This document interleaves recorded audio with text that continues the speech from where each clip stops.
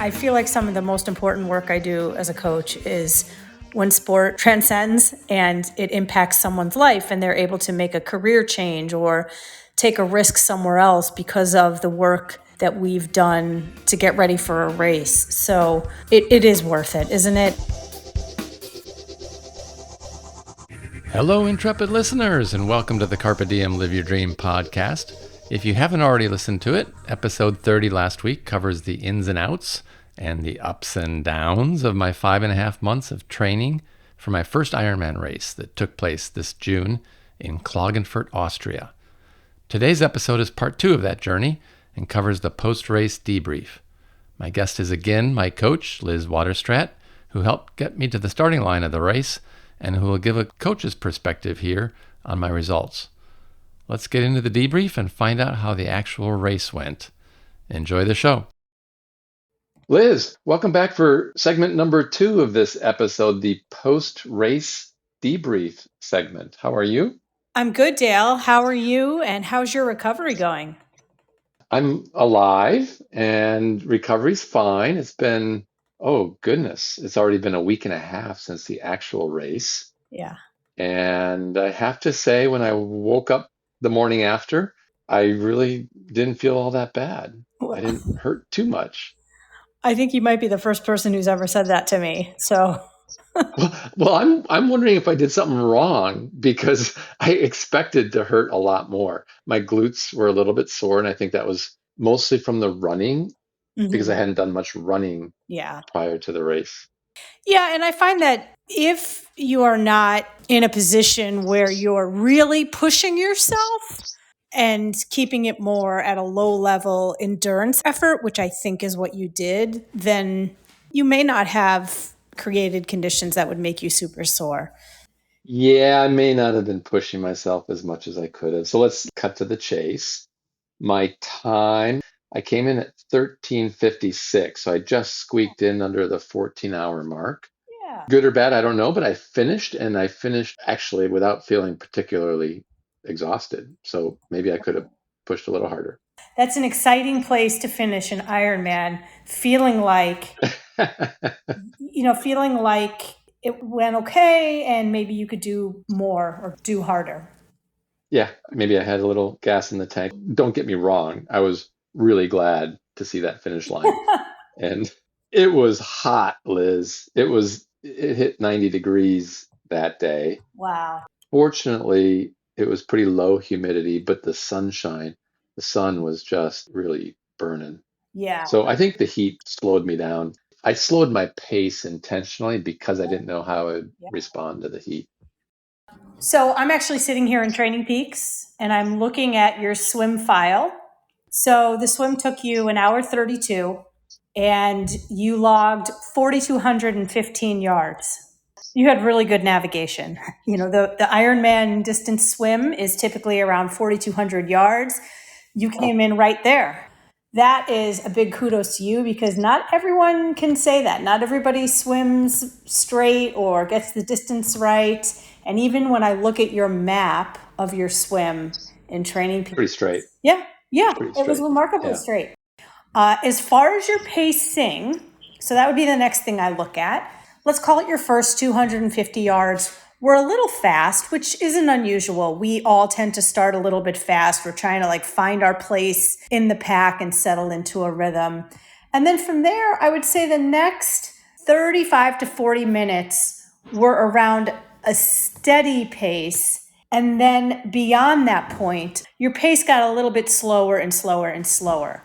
There's two things here. First of all, it could have just been the fact that you had very limited swim prep in the weeks leading up to the race. You just didn't have that muscular endurance because you had the injury from crashing. The other part of it could be that there was something course related or crowd related that got in the way of you holding a steady pace. So tell me a little bit about those last 50 minutes. I think the last turn to head towards the canal, so probably 2 kilometers to go, I started feeling like I couldn't pull.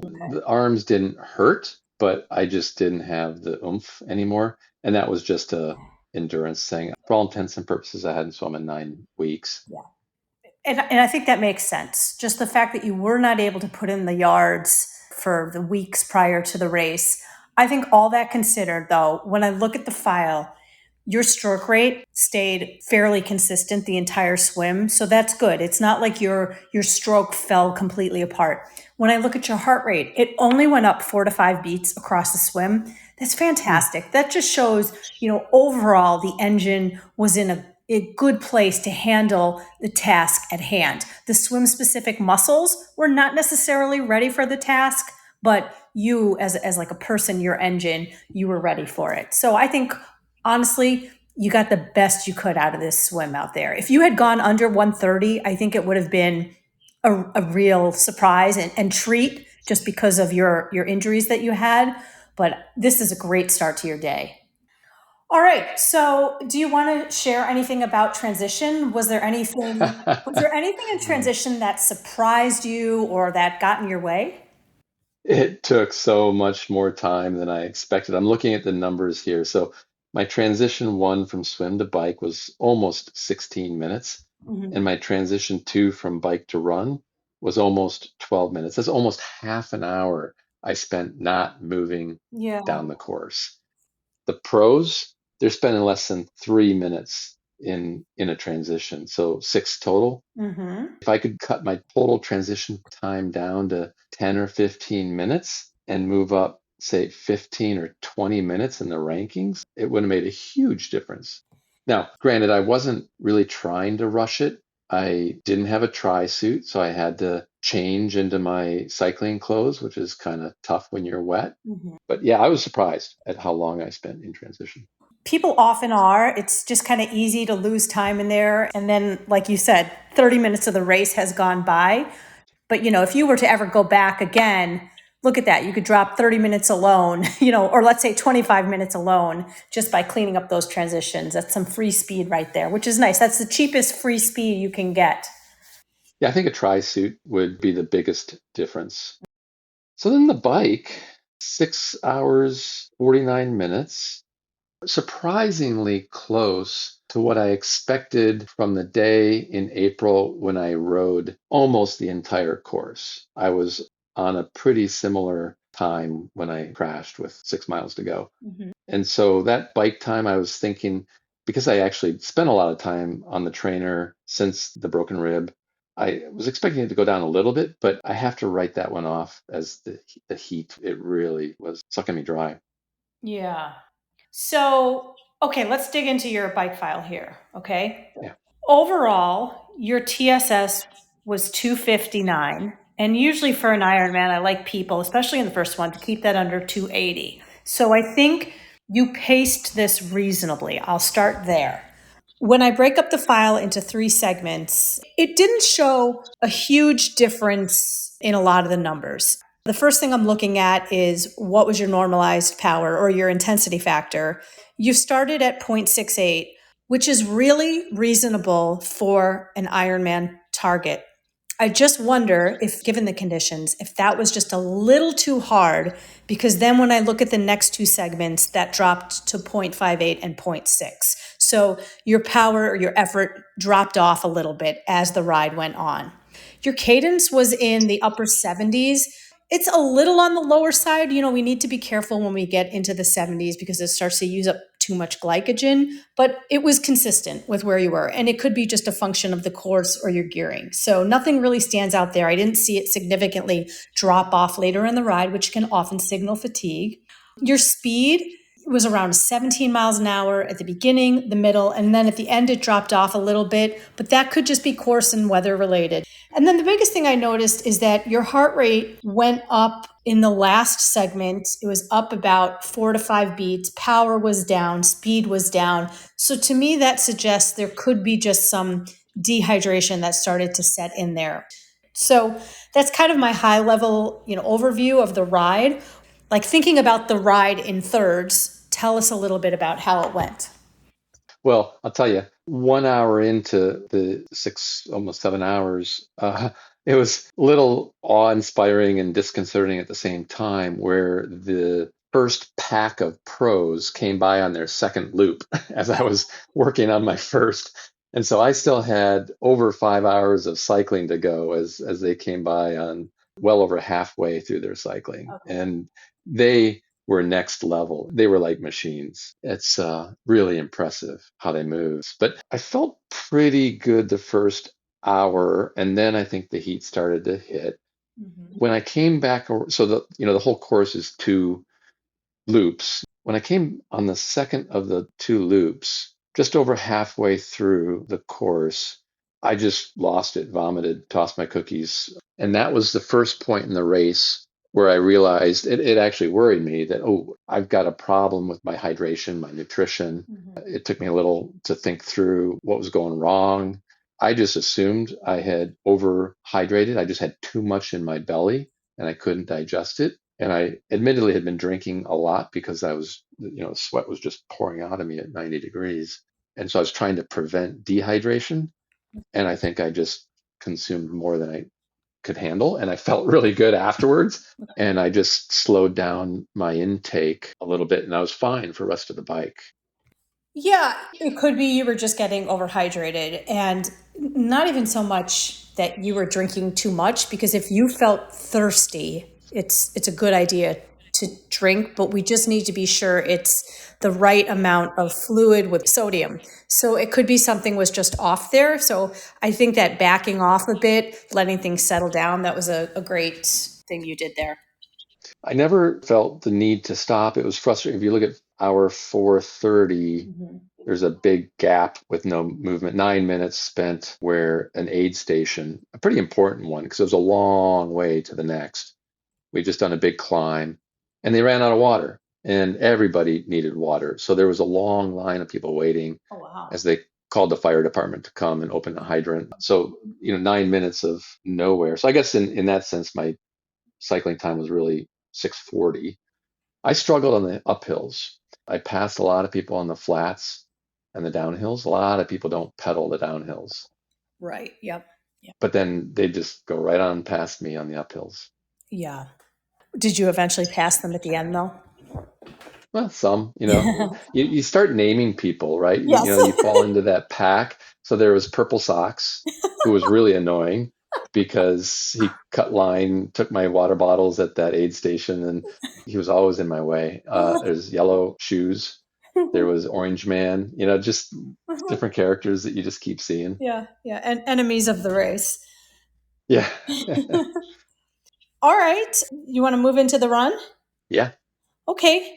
What I look for in the run is, do people get to a certain point where they're just depleted and their entire central system just says we're done. And that can happen sometimes because people underestimate the amount of time and preparation it takes to get ready for an Ironman, or they don't have a big background in endurance sports. I think this run, albeit slower than we originally anticipated, I think this run was actually a byproduct of all of your years of endurance adventures. Because when I look at it, there was no significant point where you really fell apart or you dropped off or you weren't able to get back into it after a walk break. I mean, the only thing I'm really seeing is around the 2:55 mark.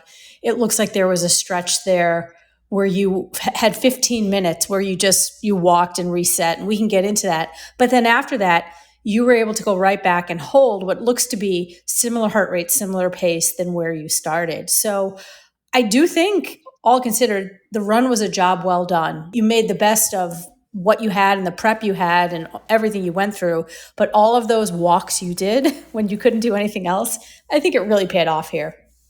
Yeah, I remember you suggested consider a walk, run pace. And that's exactly what I did. The course was fantastic for support. They had aid stations every 2 miles, 2.5 miles, which was good because it was so hot. So I would stop at every aid station, grab a couple glasses of stuff, and then walk about a quarter mile, maybe half a mile, and then run the next mile and a half at a really slow jog. Then you'll see mile 16, same thing happened at the halfway point on the bike, where all of a sudden I just had to vomit. I kind of figured it was the same thing. My stomach was too full. It's jostling around as I jogged. Mhm. I'd been just drinking too much, I guess. And I felt great after that, but then just was starting to weaken when I got to the personal needs station. And per your advice, I left something which was really good. I left a can of Red Bull, and I am now just this huge, this is not a paid sponsorship, although I wish it was, huge Red Bull fan because I had most of one between the bike and run transition Okay. and then halfway through the run. And Okay. they both just lit me up. And I felt so much better after that. Yeah. There was a time in the sport where Red Bull was, I'm fairly certain, a sponsor, and it would be out there on course. And Mm, yes, indeed, as they say, it does give you wings. And I think what I like here is that you used caffeine when it mattered the most. I think most people in a race, they use it too early. They use it before the race. Like, you don't need caffeine at that point. You yeah. are amped up Yeah. enough. And then the risky thing, especially on a hot day, is that caffeine is a diuretic. And so you Yeah. just want to be careful. So I'm glad that you used it when your system needed it. And honestly, it probably was a big part too with you being able to stay so steady through that run. But I think when I did the math, I think I actually had a negative split on that marathon by 2 or 3 minutes, which surprised me. In all of my years, my 20 years of coaching, I've only had one athlete do a negative split in an Ironman. That is not, let's see here. Let's look. I'm trying to highlight the right passages here. So the first half, you went 11:51 pace. And then the second half, 11:37 pace. There you go. You're a unicorn, Dale. You negative split. and and a little extra kudos to you. You were able to get your heart rate higher in the last 10 minutes versus the first half of the run. That's not always easy to do. Not everybody can fire up their system like that late in the day. And that, again, I just think that that speaks to the volume of work you have done over many years with everything you've done in life, how important that is just for your aerobic development and durability. And you were able to put it to good use there. So excellent work on that. And with a negative split, it probably shows that I was going just a little slower than I needed to the whole race. Which is But the key to doing an Ironman well, or any race that's over 90 minutes, is go a little slower than you think you can, because you will never regret having some more energy to push at the end versus crawling to the finish line. Listen, it wasn't the journey you expected, but I have to ask, was it? And think about all the sunk costs, think about the wear and tear on your body, the crashes, all the obstacles you navigated. Was it worth it? oh, of course. Yeah. Not sure I can really explain why, but yeah, absolutely. It's nice to stretch yourself and accomplish it, and it gives you confidence going into the next thing, whatever it is, whether it's physical or otherwise, Yeah. that I can stay the course. Yeah. I feel like some of the most important work I do as a coach is when sport transcends and it impacts someone's life and they're able to make a career change or take a risk somewhere else because of the work that we've done to get ready for a race. So it is worth it, isn't it? And like you said, you can't necessarily articulate it, but I think in time, a few things will come to you and maybe it'll inspire you to come back and see how fast you can do another one or take on some other challenge. Oh, well, we've got one coming up, don't we? We've got a hundred We miler. do. That's the next thing. But we'll talk about that later. But you know what amazed me actually was in the race briefing the day prior, 56% of that field were first time Ironman participants. I was shocked. It was funny in the tent during the briefing, and he asked how many were their first time, raise your hand. And then he asked, how many are doing this as their first triathlon? Hmm. And there were about 10 hands that went up, myself included. And I think he referred to us as, in a joking fashion, fools. But Crazy good to people. know I wasn't the only one. No, no, you never are. And Yeah. hey, I meant to ask Dale, one of your big goals was to be in a certain percentage of your age group. How Yeah, how did you fare at the end of the day with that one? quite well. I was aiming to be in the top half of my age group. By the numbers, I didn't quite make it. I was 74 out of, I think, 140 entries in my age group. So I just missed that half split, but almost 25% of those 140 were DNF and didn't finish. Likely many of them because of the heat. I looked at the DNF rate in last year's event and the year prior, and it's only about 10% not finishing.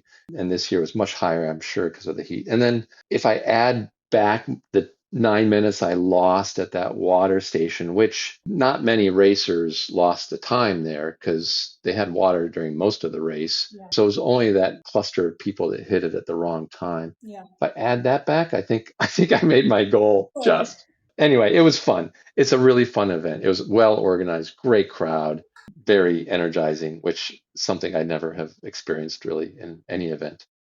Well, Liz, thank you for all the great coaching, and I look forward to some more for the next endeavor. But Liz, I do have to ask, Yeah. as I ask every guest on my podcast, what's your next dream or goal? Well, I'm doing Kona this October. So this is a big year for me because I turned 50.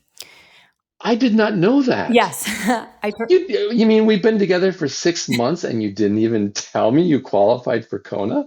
Yeah, so I qualified last year, and I'm glad I asked you this. yeah, and this will be my fifth time racing in Kona. And Wow. the four times before, I've always had incredible races. I've been top 10 in my age group 3 times. I've never gone Wow. slower than 10:50 in Kona. And so the last time I went was 10 years ago. So now I'll be 50 this year. So it's a whole different ball game because I'm different, right? I've had, 3 kids and more wear and tear on the body. And so I really had to think to myself, do I want to go back and do this? Like, is the juice worth the squeeze? Will this be worth it? And I decided, yeah, it's worth it. And I want to go back and I want to do the best I can do. So I made a lot of changes to my training and a lot of changes to me. And I'm really excited because it's a goal that really scares me. It's a very challenging course, not because of the hills or the weather. It's just the whole experience, all the cumulative factors. And I just want to go out there and I want to do the best I can and cross that finish line thinking to myself, I have given it a complete effort and I can move on from this goal satisfied and confident for the next thing. Oh, I'm so looking forward to talking to you more about this, but then seeing how you do. That's fantastic. Right. I can't believe you never raised that topic at all.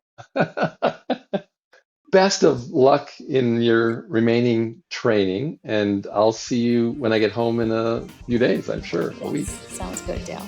All right. Thanks so much, Liz. Bye now. Thanks for listening to the Carpe Diem Live Your Dream podcast. If you like the show, there's nothing more valuable to me than you following it and sharing it with others. I drop a new episode every Friday, so tune in again for another great adventure story. And check out the accompanying website, www.gocarpediemnow.com, and then go seize the day and live your dream.